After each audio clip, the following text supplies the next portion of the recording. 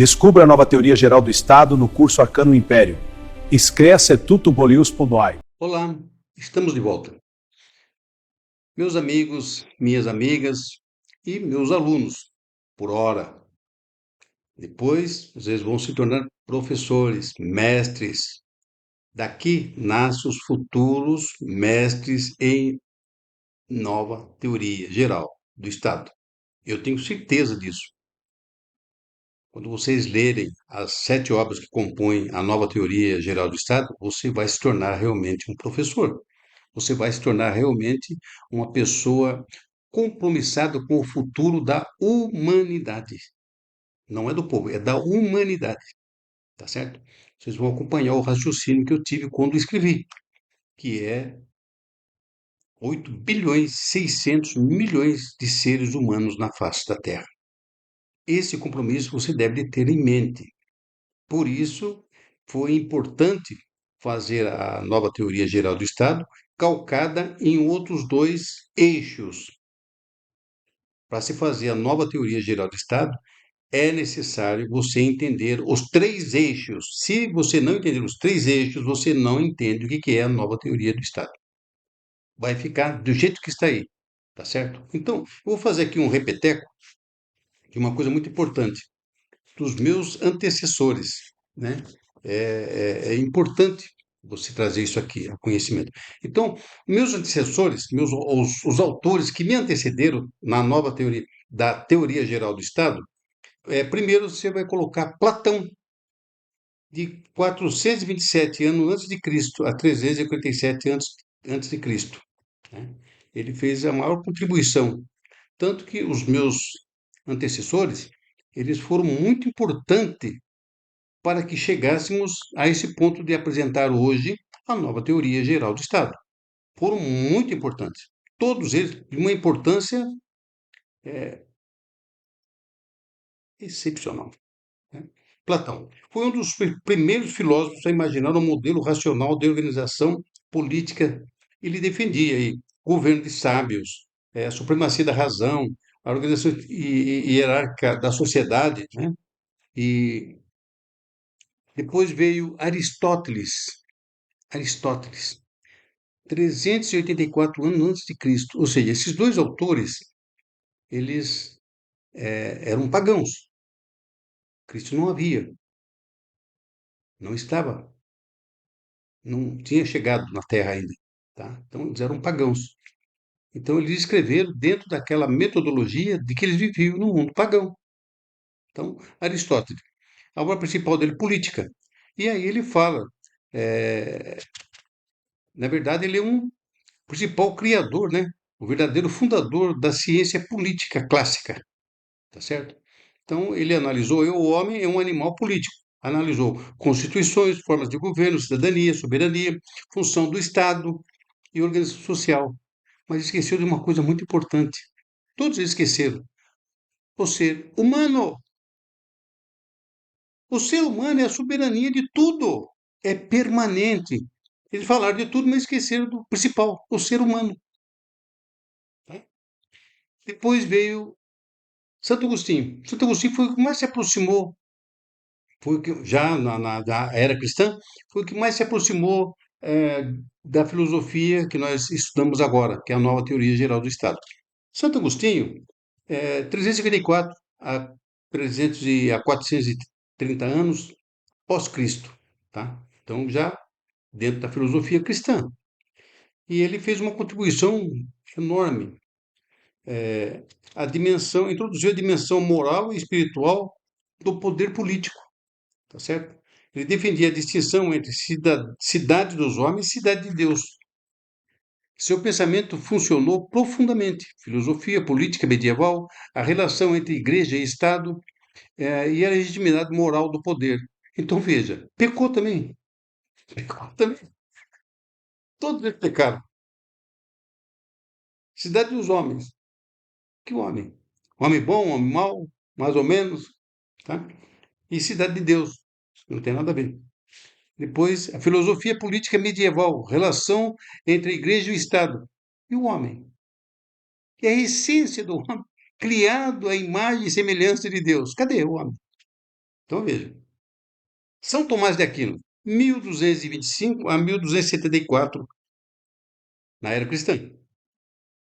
Filosofia aristotélica, cristianismo, direito natural, moral política. Essa é a preocupação dele. Cadê o homem? Cadê o homem criado à imagem e semelhança de Deus? Que tinha que ser a preocupação, principal preocupação, tinha que ser essa. Gira-se tudo em torno do homem e não em torno do Estado. Ele defendia que o poder deveria servir ao bem comum. A autoridade deveria se respeitar a lei natural. O Estado deveria possuir fundamento ético.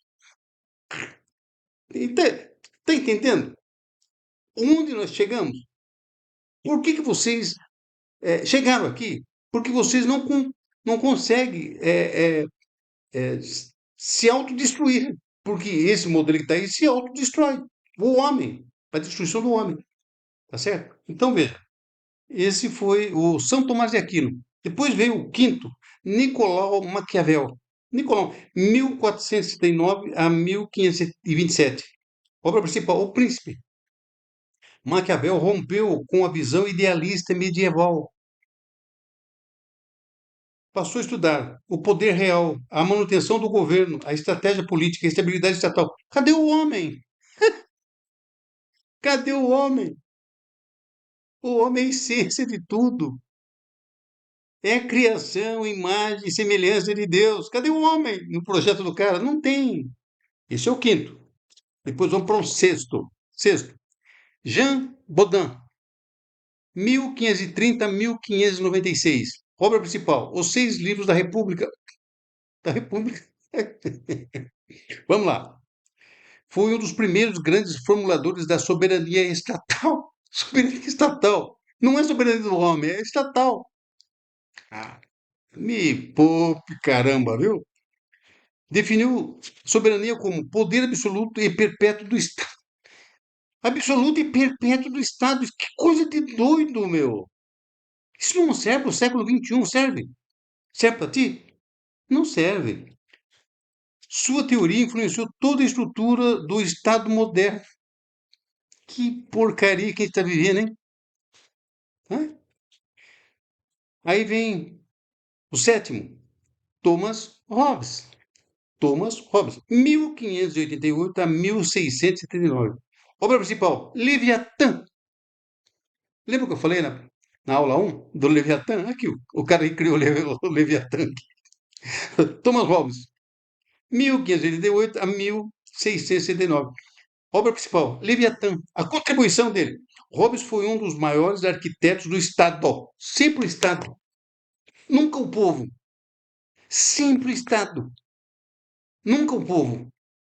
Porque Deus, quando falou lá em Gênesis 1, 26, ele falou: façamos o Estado à imagem e semelhança de Deus, não o homem.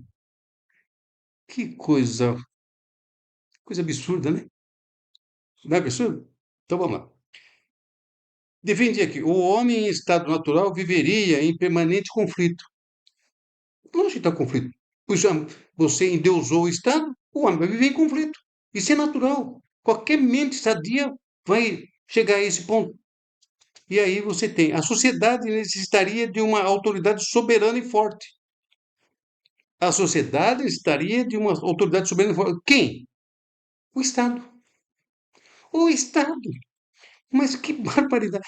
Todos os meus antecessores, os autores que escreveram a teoria geral do Estado, nunca eles defenderam o homem na sua essência e criação, a imagem e semelhança de Deus.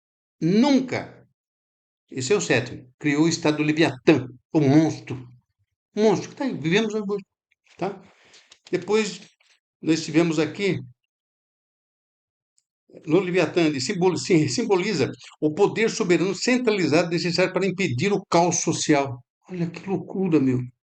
Que loucura. Século XXI, você aplicando esse tipo de coisa aqui, que absurdo. A degradação mental, intelectual, espiritual da pessoa humana. Depois tivemos o oitavo, John Locke. John Locke, 1632 a 1704. Obra principal, segundo tratado sobre o governo civil. Ele defendia Ele defendeu direitos naturais, liberdade individual, propriedade privada, limitação do poder estatal e influenciou o liberalismo, constitucionalismo e democracia moderna. Cadê o homem que foi criado à imagem e semelhança de Deus? Não tem. Nunca vai existir. Porque eles não estão preocupados com Deus. Eles não estão preocupados com o homem, a essência do homem. Será que eles eram homem? Porque você tem a obrigação natural de se preocupar com a espécie. Ou você está naquela que o homem descendo do macaco?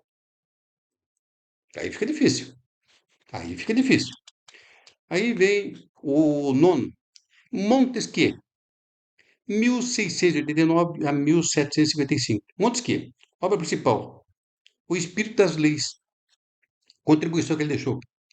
Criador da teoria da separação dos poderes, executivo, legislativo e judiciário. Cadê o homem? Não tem. Nunca se preocuparam com o homem.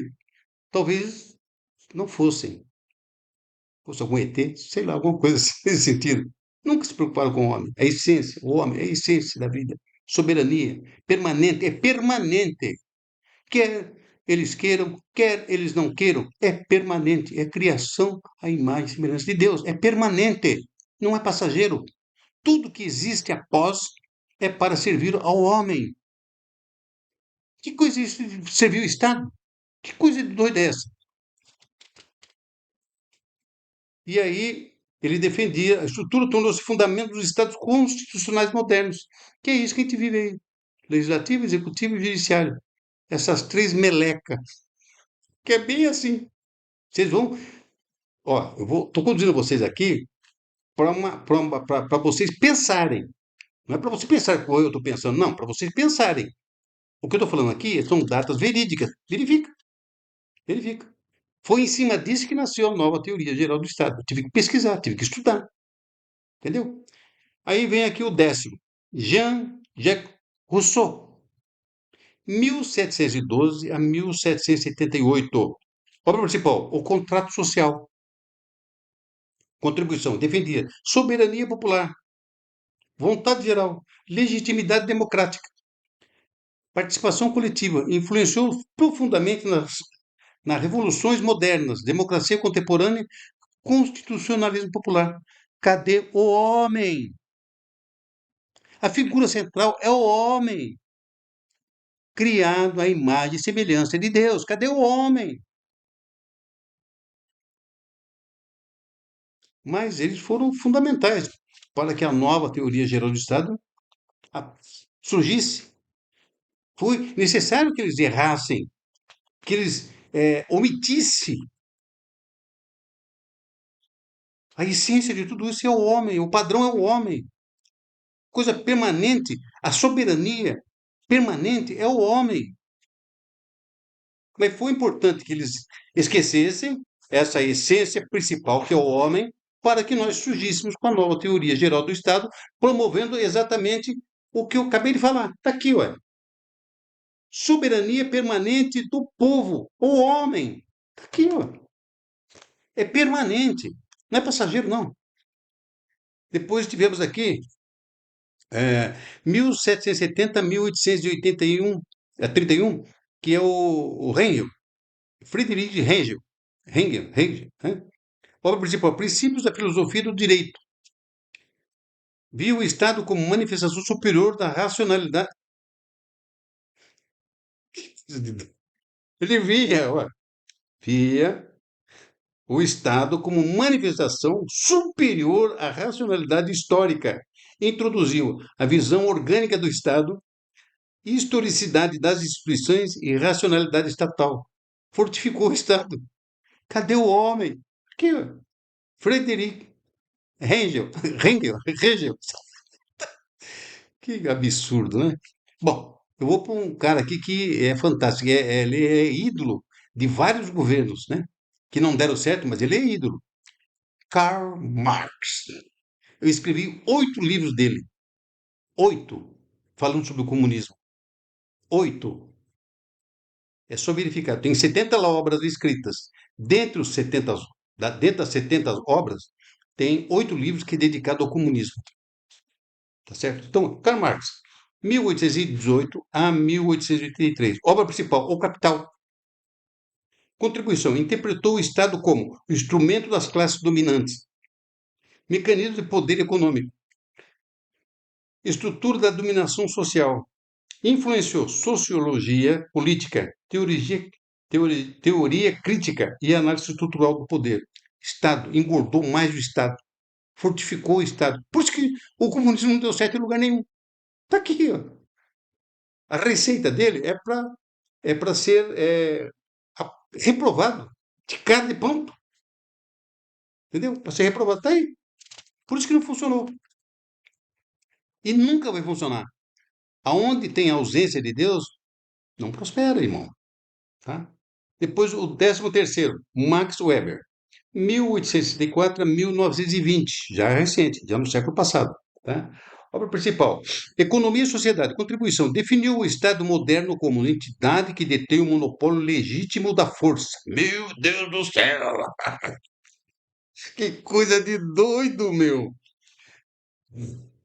Estudou burocracia, legitimidade, autoridade e racionalização do poder. Poder, Estado, poder, Estado, poder, Estado, que absorve uma casta, vou ser bem sincero com você, de vagabundos da pior espécie. Da pior espécie. O Estado criou isso que está aí, que vocês estão sofrendo, que nós estamos sofrendo. Você viu o vídeo que eu coloquei na abertura da primeira aula? Fala tudo o que eu estou falando.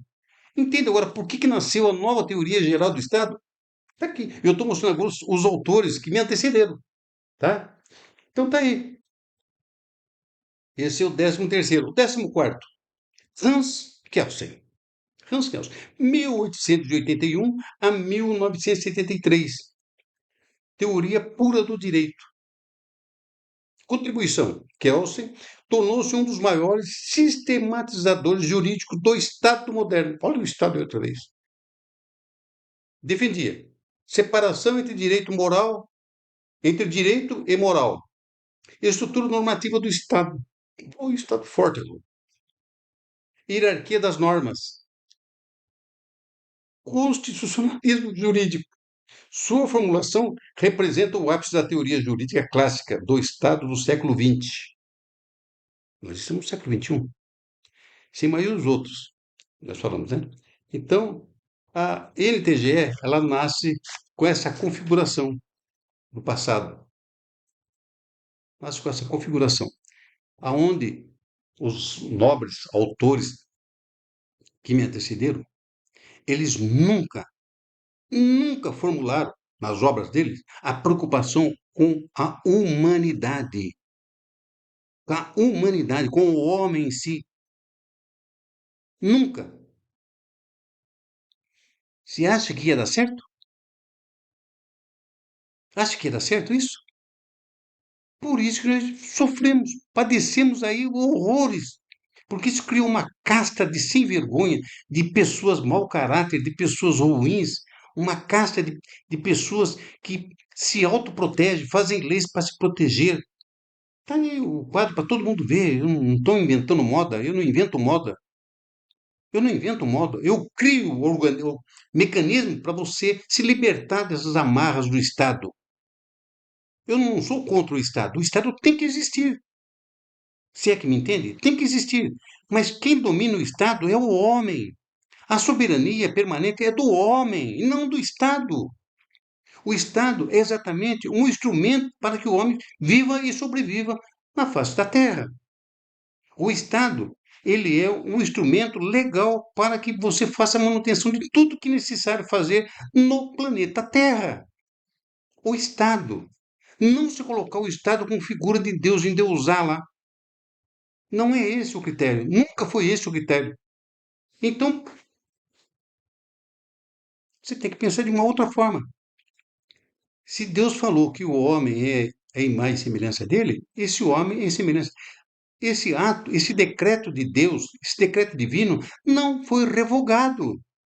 Não existe revogação. Permanece por todo o tempo, séculos e séculos, milênios, milênios. Ele continua de geração em geração, ainda continua, é perpétuo. Não existe um decreto de Deus acabando com isso. Não, a partir de agora está revogado. Pronto, agora é o Estado que representa a minha vontade. Não tem nenhum decreto para isso. O decreto de Deus foi que o homem é a imagem e semelhança dele, não o Estado. O Estado é necessário para a sobrevivência do homem aqui na Terra. É sobrevivência. É um mecanismo, é um instrumento que você utiliza do Estado para quê? Para convívio coletivo. É por isso que existe o Estado. Mas não da forma que os meus antecessores, os meus autores, né, que me deram a brecha para entender, para estudar, para pesquisar e para poder escrever a nova teoria geral do Estado. Então, eu sou muito grato a eles. Eu não estou combatendo o que eles escreveram, eu só estou mostrando pontos onde eles esqueceram de incluir na teoria deles. Se eles esqueceram, eu não me esqueci. E se eu não esqueci, eu estou complementando a obra que eles fizeram. Não sei se você consegue entender. Eu estou complementando o que eles começaram a fazer. Fizeram muito mal, porque era para estar melhor. Com certeza para estar melhor. Mas não está. Não está. E aí, nós tivemos então aí essa, essa, essa, esse entendimento de quem são os meus antecessores. Tá certo? Haja visto que eu já falei. Quando eu escrevi, quando eu escrevi a nova teoria geral do Estado, ela nasceu exatamente de onde? Nasceu do outro livro, que é o livro que é Os Tenebrosos da Humanidade. Com o nascimento, o surgimento do livro Os Tenebrosos da Humanidade, o que aconteceu? Eu me preocupei.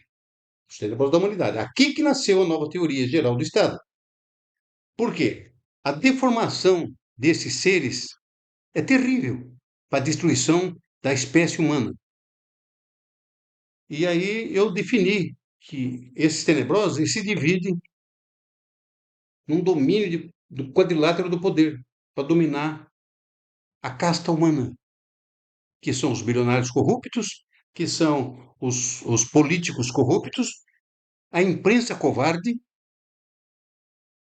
e as religiões dominantes. Esse quadrilátero do poder é que compõe exatamente os tenebrosos da humanidade. Aí me causou preocupação. Aí eu tive que estudar. Aí eu fui para o campo, fui estudar. E com a graça de Deus, eu consegui estudar e consegui pesquisar.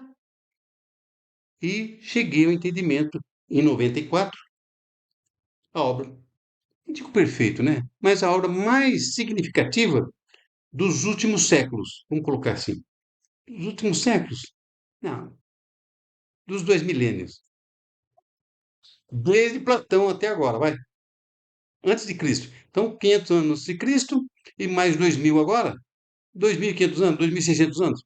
Então, esse é o período. Então, veja bem, não é muita pretensão minha, não. É estudo. Você tem que estudar, irmão.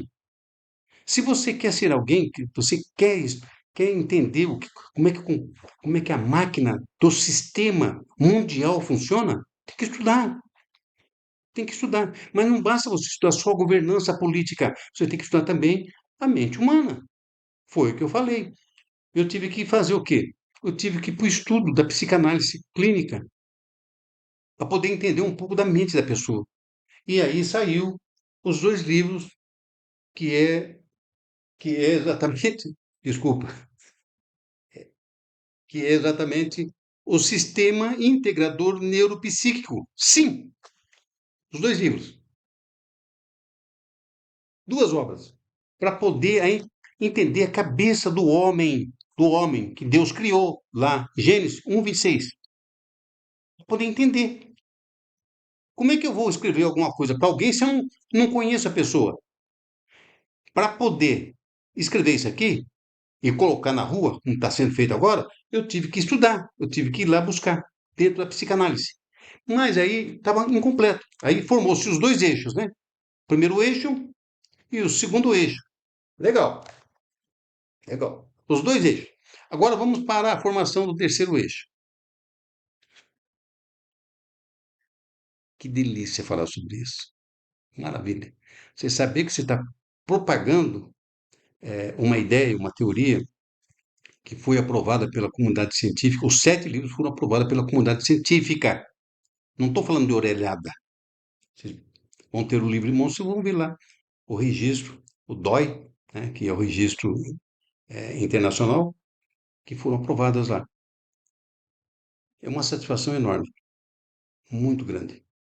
Porque eu não, desde o momento que eu criei a nova TGE, eu não, eu tive a preocupação de buscar os argumentos, estudos, pesquisas para poder complementar a obra, porque ela estava incompleta. Ela estava incompleta. Hoje não, hoje ela está completa. São 7 obras, são 7 livros, tá certo? Então, se você pegar só teorias, você vai entender, mas vai ficar faltando alguma coisa para você entender. Você vai ter que entender a cabeça do homem, a cabeça do homem, o que ele pensa, o que ele faz, o que levou a eles a cair nessa estrutura, nessa armadilha que é esse Estado que é tão poderoso, esse Leviatã que é tão poderoso. Então você tem que entender isso aí. Quando você entende isso aí fica fácil.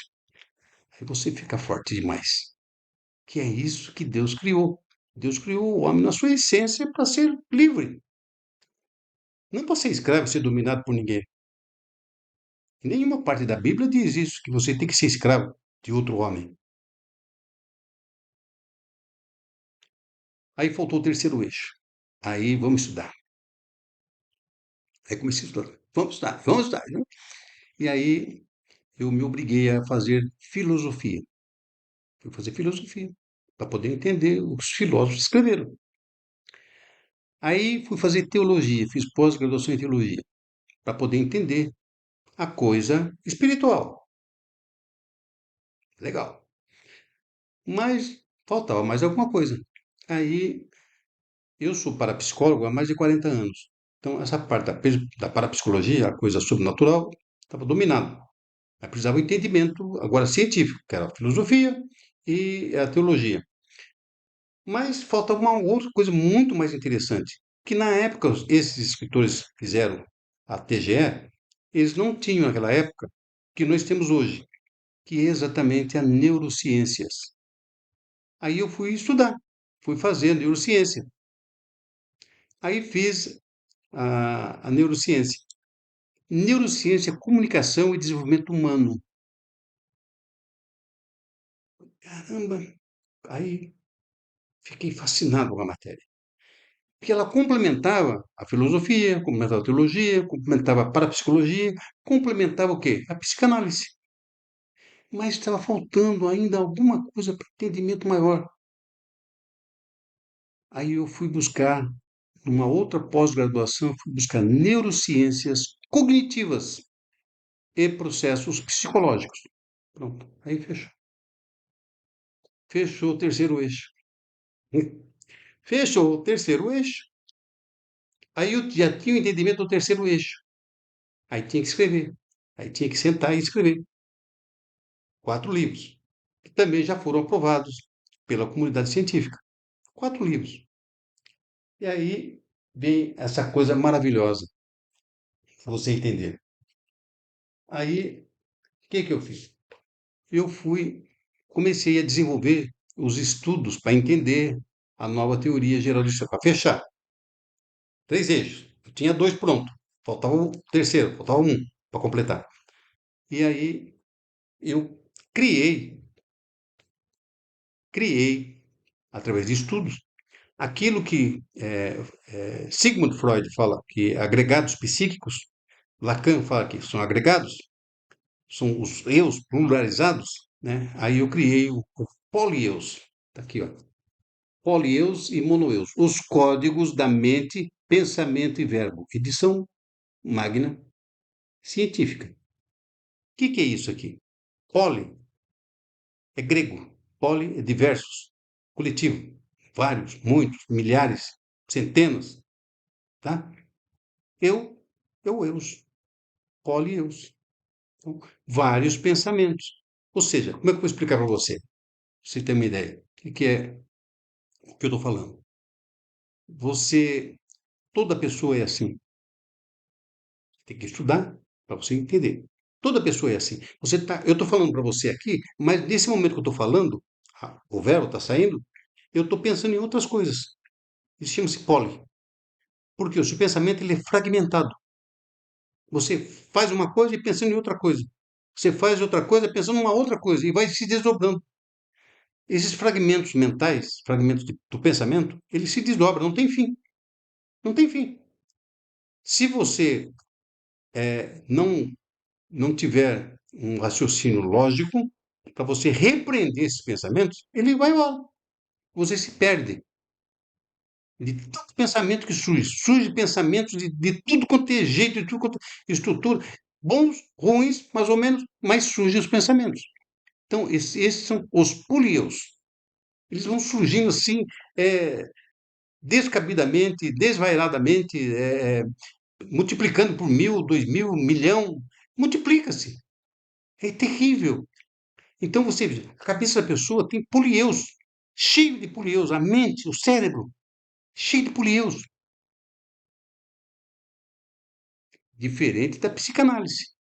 Ela me deu entendimento. Aí eu fui buscar na ciência, na neurociência cognitiva, em processos psicológicos, isso aí. Aí você tem então o Polieus e Monoeus. Foi o primeiro livro da série. São 4 livros. 4 Polieus. E tem o Monoeus. O que é o Monoeus? O mono também é grego. Mono, único, um só. Mono. Né? Eu. Então, mono, um. O único pensamento. E aí você tem que fazer o quê? Você tem que desenvolver o monoeus para combater o quê? O polieus. Isso te dá o foco. Você não sai fora do foco. Você começa a pensar e ele vai produzir isso aí. Então, monoeus polieus e monoeus. Está aqui, a primeira obra da série. Também aprovada pela comunidade científica. Tá certo? Mas eu queria mais. Precisava de mais. Aí eu tive que me lançar e buscar o procedimento genérico. O que acontece com a pessoa humana? Veja bem, tudo centrado em cima da pessoa humana, do homem, a pessoa humana, a figura criada lá em Gênesis 1:26. Façamos o homem, né, à imagem e semelhança de Deus. Então, eu tinha que buscar como é que passa na cabeça das pessoas o polieus, aí, a patologia polieus e a convergência pelo monoeus. Ou seja, você transformar o seu polieus em monoeus, que é você administrar o que você pensa. Aqui, ó.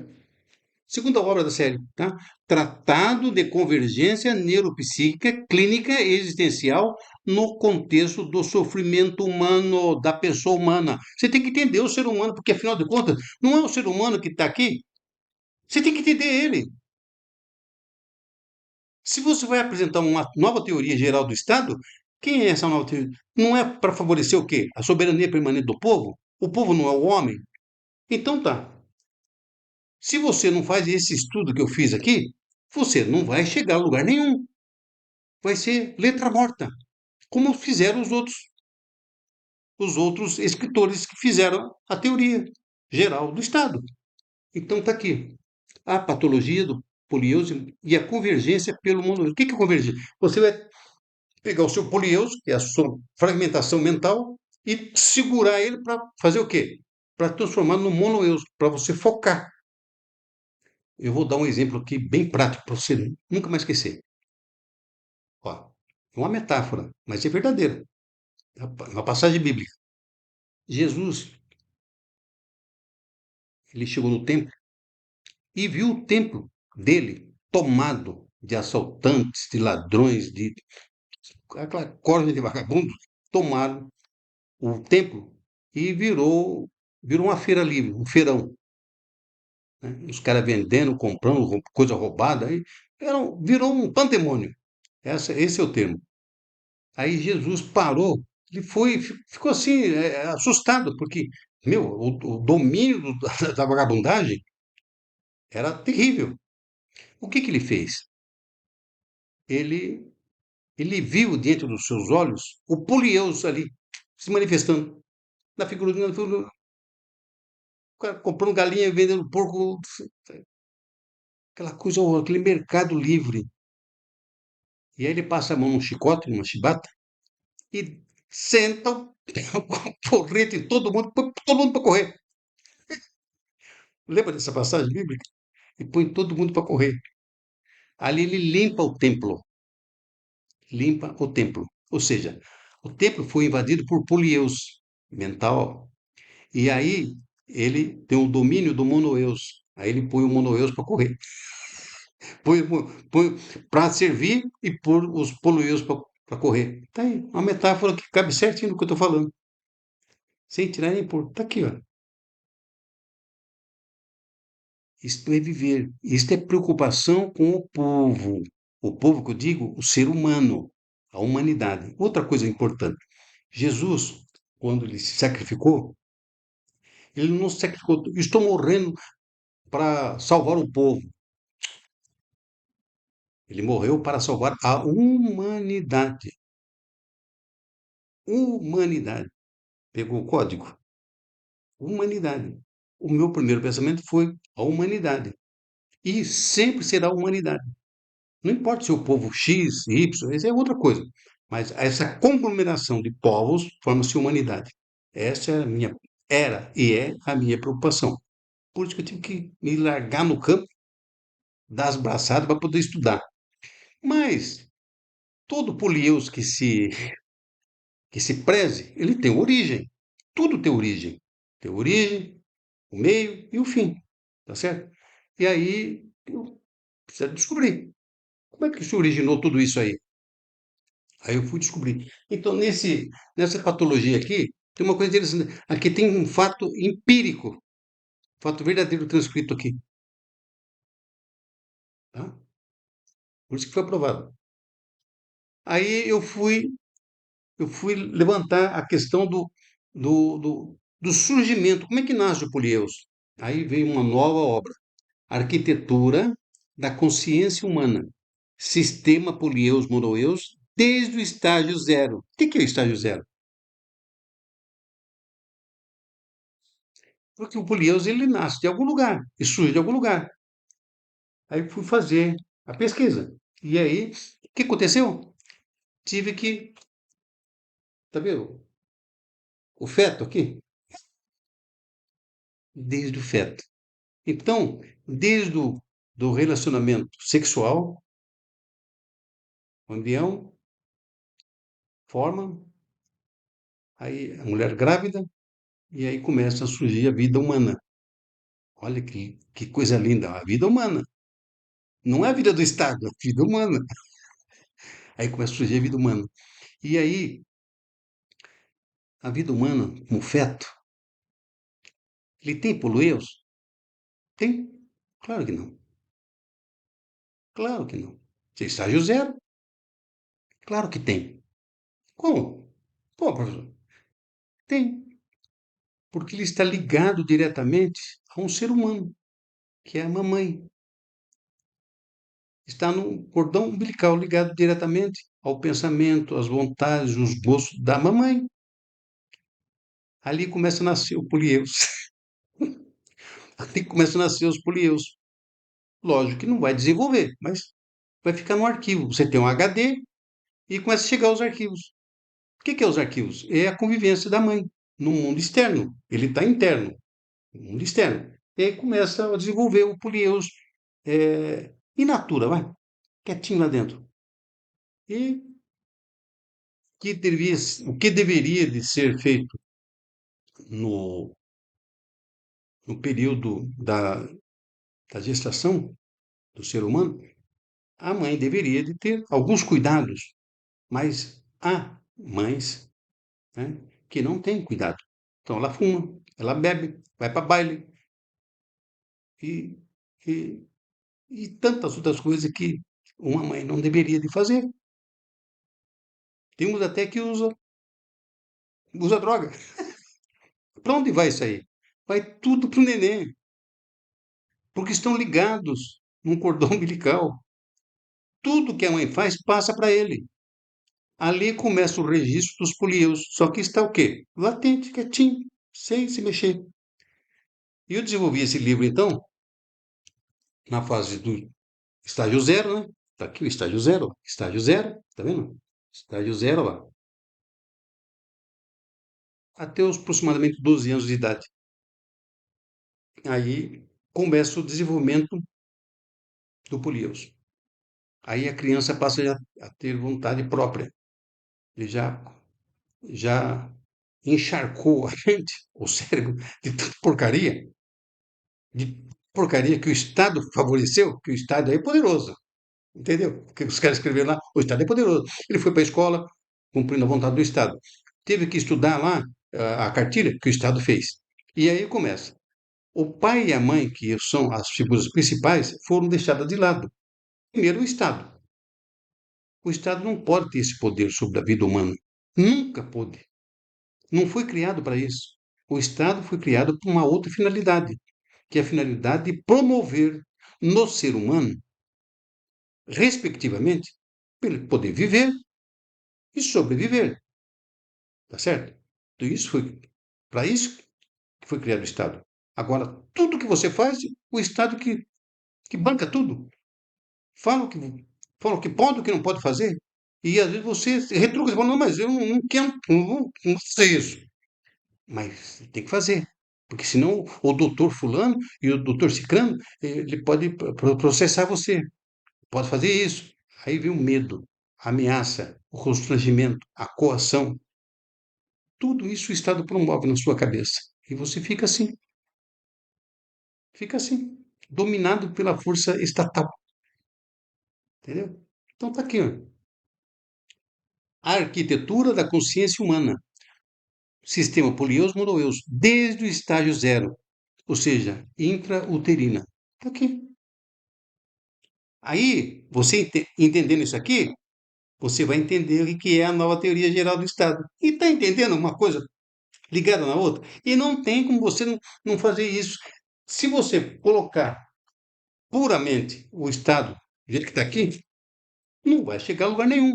Você tem que preparar as pessoas, você tem que preparar os cidadãos, tem que preparar o ser humano, porque ele foi despreparado, ele foi motivado a ser o que ele é, a agir ou erroneamente, a se comportar erroneamente.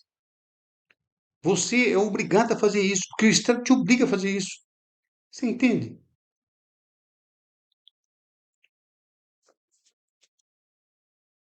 Estrutura quase pronta, quase pronta. Aí vamos ao pulo do gato agora. A mente encarcerada. Tá lá? Tá lá. Governança da mente, teorias e práticas. A mente, aqui, o livro tem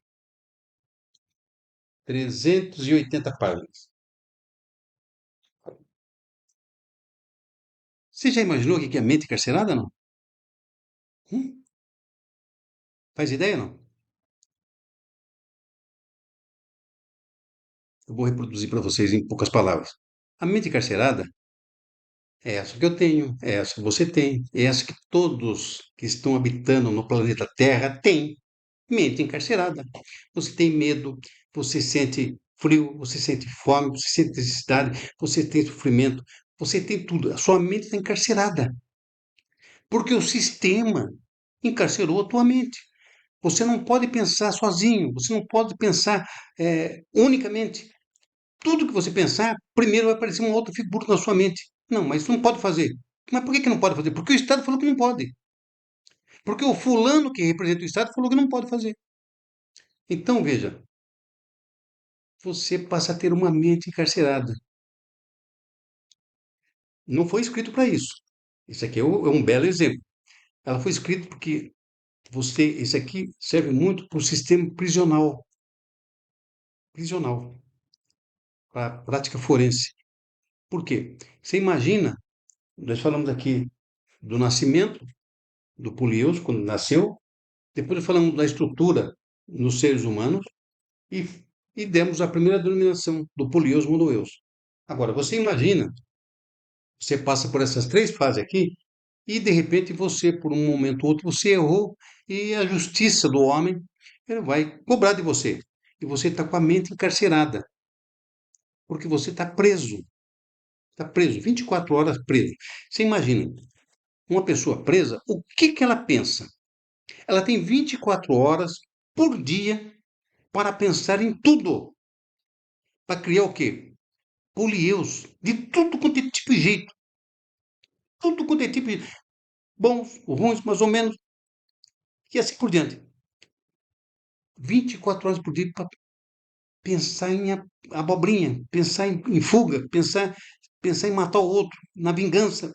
Pensar e vai pensando, vai pensando. Então, imagina a quantidade de polieus que passa na cabeça de um detento, de um condenado. Então, isso é a mente encarcerada. Agora, o Estado nunca preocupou de mexe com a dignidade humana. Cadê os direitos humanos? Mexe com a dignidade humana. Porque você está preso por um crime. Tá, legal. O Estado vai cobrar. Legal. Aí o Estado cobra. Normal. Só que o Estado tem a obrigação de dar estrutura mental para ele. A estrutura mental.